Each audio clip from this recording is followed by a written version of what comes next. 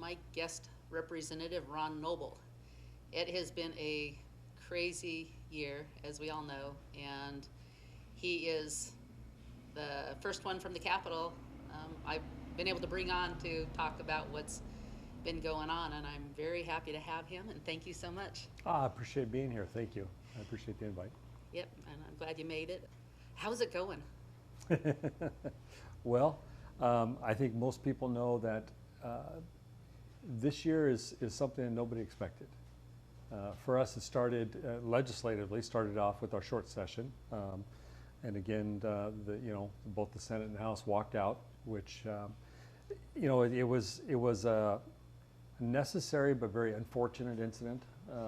Necessary from the standpoint of stopping some legislation with regards to cap and trade that I think needed to be stopped. I think we have, Oregon is known for being progressive, for being innovative, and just copying what other states are doing doesn't work for us. Legislation that requires corporate carve-outs, that requires an economic impact with really no impact to the environment, because if you had money, you could continue to pollute, doesn't really fit Oregon. We need to take care of our environment. We're blessed with this beautiful natural resources, and cap and trade isn't the solution. I think Oregon can come up with a better solution. So that was why we walked out. But we also lost some good legislation. And fast forwarding, we're back we're in this COVID environment. We're in this economic downturn. We're in a budget crisis with the state. And so we have a special session next week to talk about budgets. Unfortunately, the state's going to have to start prioritizing where the money goes. I think we need to prioritize for those who are the marginalized in our society, and those that that need help. Biblically, that would be widows, orphans, children, and really anybody else that's marginalized. And there are a lot of people that just need a hand. And I think Especially now. Absolutely, that need some help. State government traditionally, you don't have to look too far to find waste, and so it's time to tighten our belts and cut out that waste and focus on people. And then we have some reserves. Yeah, so that's what I'm hoping the governor and legislative leadership is focusing on next week. I don't have the inside scoop on what we're going to be considering. I know that the Ways and Means Committee has met and they've started looking at some cuts. But that's next week's agenda. And in the middle of all this, we have a very important undertaking as far as dealing with some racial justice and inequities that have been highlighted with some other areas and not in other incidents, and not letting it get hijacked by the extremes. Yeah. Everybody, I don't know anybody who's racist. I mean, in some respect, my kids, and I see kids that usually actually like the African American community a little better because they seem to be more athletic. You see them on the basketball teams and everything, taller and stuff. So if anything, it seems like we have the opposite going on, even in, normal America. Yeah. However, I have family members and friends who could attest to some being treated different. I know that my sister, who is adopted and African American, has a different story to tell than I do. Okay. Even with people that are, quote, not racist. Yeah. So there's still an inequity that I think we need to look at. And I say that it's not hijacked because we all know what's going on in Portland right now. Yeah. And the violence, there's a reason for protest. And I agree with the constitutional, both in the Oregon and the United States constitutions, where we have the right Free to speech. redress the government, to protest. It says peacefully. And our government itself was established through protest. That's the Declaration of Independence, was essentially a treasonous document that says we no longer are going to be part of Great Britain, we're going to be on our own, which is treason. Yeah. And that's how our country was formed. So I'm okay with the redressing the government and causing things to be better. But I think the message of implicit bias, meaning I may not know when I'm actually treating people differently. I may be so comfortable in my own skin that I don't understand when I use certain terms that it may actually have a negative connotation to some people. And there's a balance. I learned that maybe I need to have a tougher skin when I'm listening to people, but I also learned as I grew up that if I knew that it created some people, created some discomfort, why would I purposely do that? So, yeah, I don't know.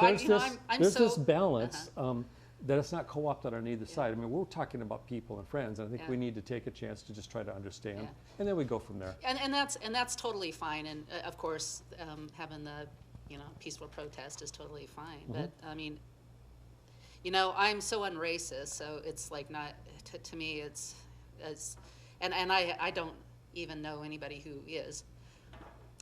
But there's people that are overweight. There's people that they have certain other physical things. They're in a wheelchair. You name it. People discriminate maybe subconsciously against everybody that's not like them or the ideal person. Everybody that doesn't look like Elvis Presley gets some kind of so does everybody need to protest over everything? It really is a disservice when we can't talk about ways, hey, let's get along, and we have angry mobsters trying to change the political, or basically turn our government a Marxist, insurrection. Which is what's going on there. I actually don't disagree with you at all. We do have people that have certain disabilities, both physically developmental and intellectually developmental. We have people who are different heights, who have different socioeconomic status, different abilities, different weight, and no one should be, I guess, marginalized, for lack of a better word, due to that at all. And I don't think there's anything wrong with focusing, and our society's focused on what do we do better with people with disabilities. So we have the Americans with Disabilities Act, and we do an okay job, but nowhere close to far enough along if you talk to people with a disability and some of the struggles they still meet today. Physical characteristics, nationality, and race is one of those. So if we've identified an area where we know that we're having problems, I'm okay with actually exploring that area. What's happening though is it's becoming so polarized and politicized that we're losing the idea of I can sit and listen and try to understand to what somebody might be experiencing, so that maybe we can come up with something better. Now, it may be that we won't, but I think we need to try. Yeah. And I think that's what's going on. And you lay that on top, you asked what's going on, you lay that on top of COVID, you lay it on top of budget issues, and the politics in our society, which seems to be going more far left and far right, and acknowledge, I'm self-acknowledged to be more of a moderate. Where's the far right politics? Like our founding fathers, they were mostly Christian, they were pro-life. I mean, I don't mean far left and far right being negative. That's just an ideology. If you were to take a look at the whole spectrum, by definition, as people move left, what's left is right. Yeah, well, and but as the people thing move is, right, what is left is left. Well, I guess, see, I think that's what our brains have been conditioning to think. But if we take our founding fathers as centrist, the Republicans have moved so far left from our founding fathers. And so now if we think we move a little bit right, it's like, oh, we're extreme. It's like, well, no, we haven't even caught up back up to our Constitution, which created the freedom and people wanting to come from all over the world. I want to back up to the short session because everything got to be all about COVID. I don't know about people watching, but I really don't know anything that went on there. It started in February, it was all through February, and then it ended when there was a walkout. COVID you're talking about? No, I'm talking about the short session. Oh, the short session. Did anything get accomplished, good or bad? There are, I think, only 2 bills that passed. And what happened was the session is only 5 weeks long. The 4th week are when the Republicans, both in the House and the Senate, walked out, which essentially stopped everything. And anything that wasn't passed up to that point died. There were some good bills. There were some housing bills. There were a lot of things that I personally worked on that I thought would be a benefit to my district and to other districts throughout the state. What people heard as we didn't come back into session, as we stayed away, one side would say, look at everything you're throwing away just for this bill. And we would say, look at everything you're throwing away just for this bill. One, get rid of the bill, we'll come back and pass all this stuff. And the other side was saying, if you just would pass the bill, we could pass all this stuff. So it really hinged on this one bill. Which was cap and trade. Cap and trade, a lot of strong opinions on it.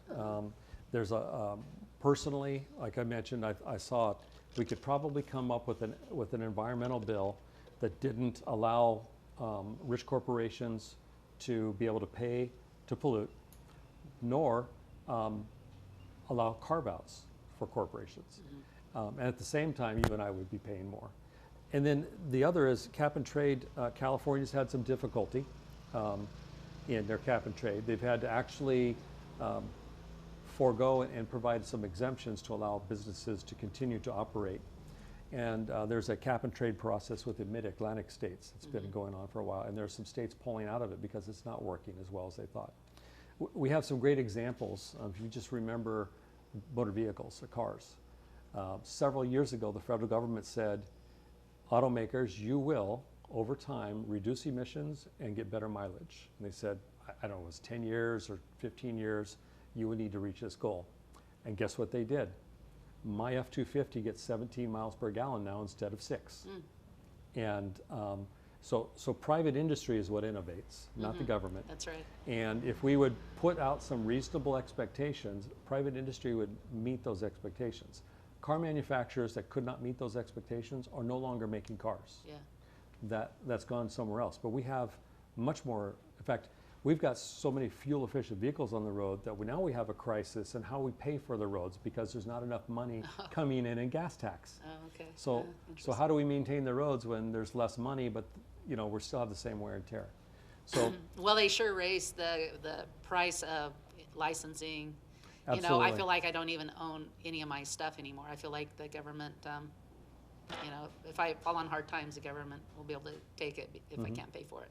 So there are some things we can do as technology, and that's what the short session really ended up being about. It was the walkout.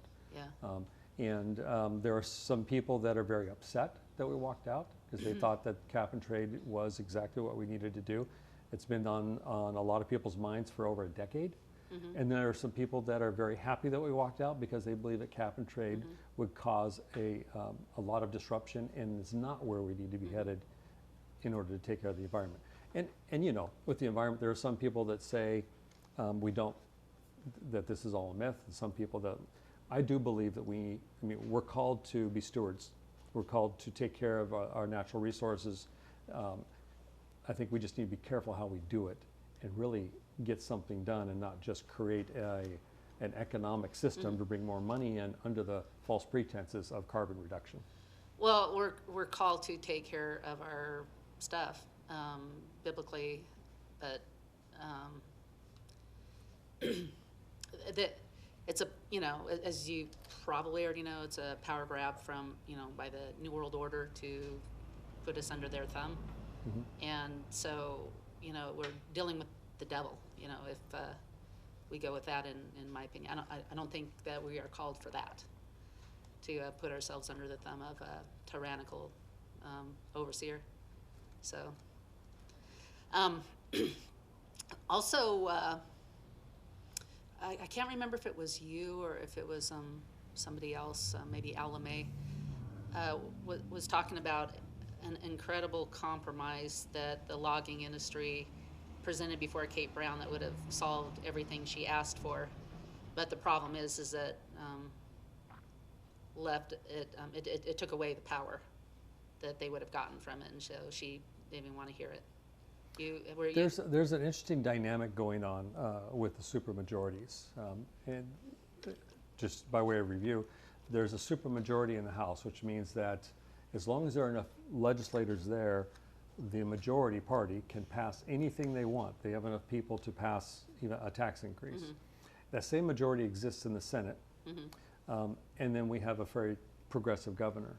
There are groups of people, many people in the state that believe that with these supermajorities and a governor, they should be able to pass anything they want. And that's part of what you see in negotiations or lack of negotiations. So when loggers and truckers came with a solution to try and negotiate, they were turned away because there's really, there's nothing to compel anybody to negotiate.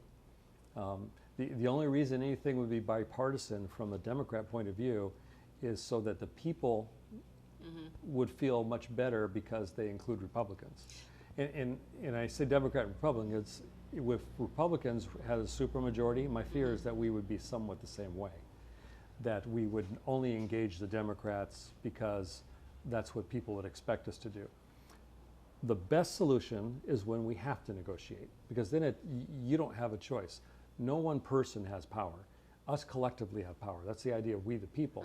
And so when the people send me and others representatives to the Capitol, they expect us to collaborate together. Now, right now, the only collaboration that occurs is because if we walk out, they can't pass what they want to pass. If we had a much more balanced legislature in 2011 and 12, it was 30-30 in the House. And most of the extreme bills passed off, it just fell off the table because they had to negotiate in order to pass anything. No one party had the upper hand. I don't know if we'll ever get to that again, but I think it's really important that, I mean, sitting here, you and I don't see everything the same way, but we're willing to discuss it. Oh, totally, yeah. And if one of us had all the power, the other one, we would just say, never mind, I don't need to discuss it. This type of collaboration, this type of talking is important. It doesn't mean I have to, that I have to change my values. It doesn't mean I have to accept something I don't believe in, but at least we've had that discussion. Yeah. Well, as far as it goes with the Democrats, they don't have to, unless you walk out. But if, people with jobs and with families, come to them and say, you'll get your, whether we believe in man-made global warming or not, you're going to get everything you want here, but here's a way that it will save us too, and it'll be a win-win. And it seems like just the fact that they have children, the Democrats, and they won't have to give their power to the government. Their children will be left with freedom and jobs and a state that is flourishing. I think at the core, there is not one of my colleagues, regardless of political party, that doesn't want the very best for the state of Oregon. It's just we have different ideas what that looks like based on how we were raised, how we're living now, what our experiences were, the lens that we see things through. And I have to believe that truly we all want what's best for the state. We just have a different idea of what that is. Yeah. And well, as that negotiation occurs, sometimes, like I mentioned, with supermajorities, there doesn't have to be a negotiation, that they can just push things through. Yeah. I still think the best is that I may think somebody is absolutely crazy in how they're viewing the world. But if I don't at least try to understand how they're viewing the world, why would I ever expect them to understand how I view the world? And so I think that's where we're failing in the legislature right now. A more equal makeup of the legislature would force that. It's unfortunate that we'd have to force adults to actually try to understand and get along, but we do. And I get that was the whole point of what I was saying, is that there's, I may in my mind have what I think should be done. I'm probably not 100% correct, but I need to listen to other people if I expect them to listen to me. Yeah, yeah. I want to throw two more things. Sure. Do you think schools are opening? Number one. Number two, last words. I think what I've heard is schools won't be opening till, the irony is that I've heard at least November. Okay. And it's November's going to be interesting. Yes. Last words, Don't hold your breath. there's truly, it is really difficult right now. People are motivated by fear. Yeah. And without any judgment as to what, some are fear about COVID, Some is fear about the economic situation we're in and the hardships. Yeah. Some is fear about political ideologies and socialism, Marxism versus democracy versus a democratic republic. And I don't discount any of those fears. But at some base, we've got to figure out as communities and groups of people to actually have a little bit of grace towards each other, and a little bit of understanding. I mentioned one of the task forces I'm involved in with the Governor's Task Force on Police Training. And there's a member on that task force that is really difficult for me to listen to because it's more rhetoric, and it's very in your face and very just out there, which is, let's just change it. I don't need to know, we're going to listen to the academy talk about all the good things they do. I just want to change it. Well, from my standpoint, we need to understand what they do before we start to change what they do. But I haven't seen things through her eyes. I have not lived her existence. That's right. I'm not in That's that true. position. Yeah. So as much as I really wanted to the other day weigh in, I decided I need to just wait back and just listen. Yeah. And just listen, because obviously there's something that she needed to get out. Yeah. She's a very influential person within the Portland area, and very much involved in what's going on in Portland right now. And I think right now her life is wrapped up around that. And as difficult as it was, I think we need to give each other grace and just listen. Yeah. I don't have to agree with her. I don't know that I'll ever agree with her, but I need to at least listen. And there's a couple reasons. From a human standpoint, like I said, it allows me to at least understand her better. And I can't expect her to understand me unless I understand her or try to. Yep, that's The true. other point is a tactical reason, because if I can understand how she views something, then I have some insight into how she's motivated. And then as I'm negotiating for an endpoint, how people are motivated is very valuable as far Yeah. as negotiations go. So there's a dual purpose here. We need to give each other Yeah. grace. Yeah. We need to learn more about each other and understand that. And then we may or may not agree. Yeah. That's okay. I still think this country is salvageable.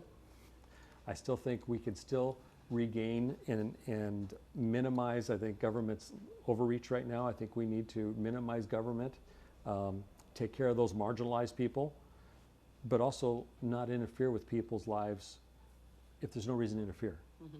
And so that's why I'm still going to Salem. That's still why I still want to be, I'm running for re-election, because I think there's hope. Yeah. And I think we can make some progress and do what's best for us. Yep. So, that's excellent advice. Love our enemies.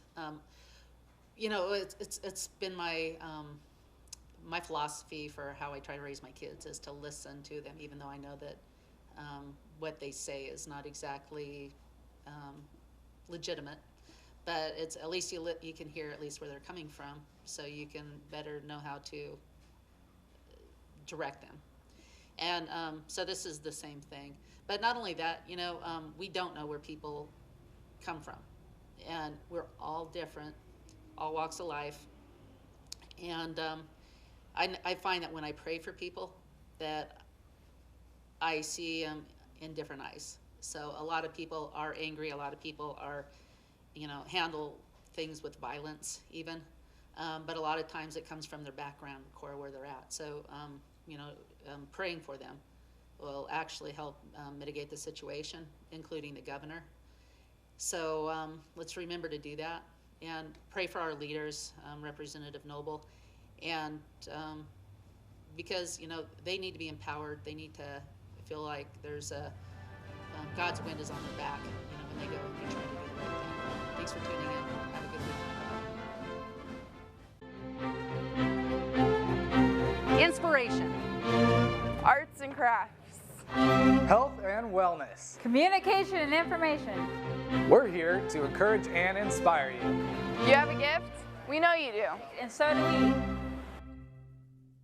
Whether you come in to look by or want to promote your gift, we invite you to come in because when we're working together, we can accomplish great things.